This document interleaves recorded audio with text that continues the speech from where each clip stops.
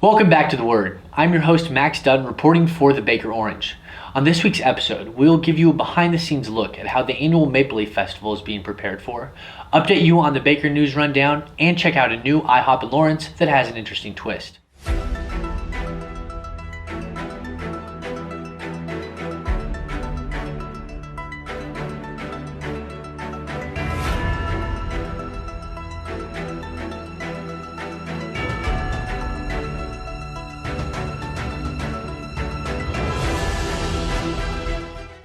This weekend, Baldwin City plans to have a massive crowd when they host the annual Maple Leaf Festival. Adam Cook caught a glimpse into how the city prepares for the festival and what you can expect to see.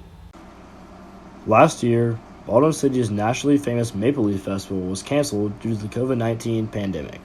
This year, more than 30,000 people are expected to attend the event. The pandemic may bring about different concerns and procedures, but overall, Baldwin City is ready to get back to the fun of the festival.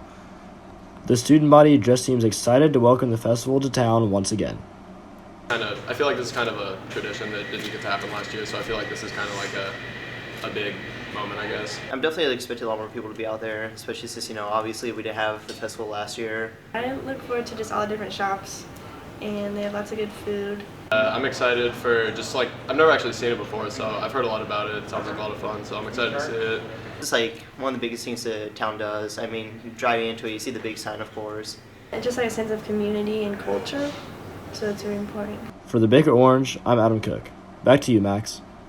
Now let's get started with the Baker Orange News Rundown.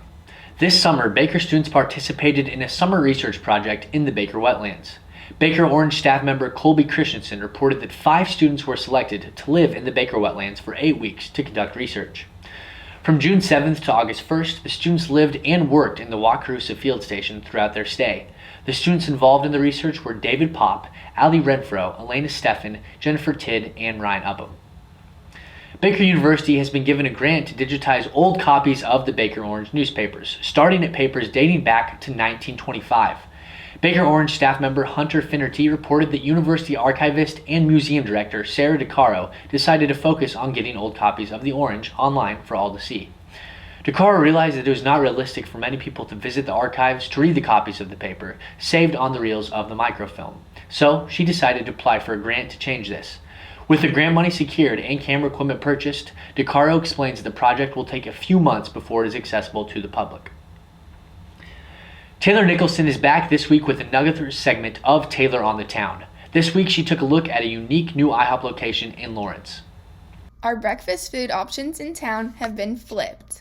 IHOP has debuted the first of its kind fast food breakfast restaurant right down the road in Lawrence. Flipped by IHOP will feature an all-day menu inspired by IHOP favorites with a heavy focus on freshness, to-go, delivery, and technology as the brand looks to accelerate growth across the United States, according to the official IHOP press release. The business was announced to open in spring of 2020, but with pandemic restrictions, their grand opening was pushed to this month. IHOP plans to open more locations in the future, but Lawrence is the first.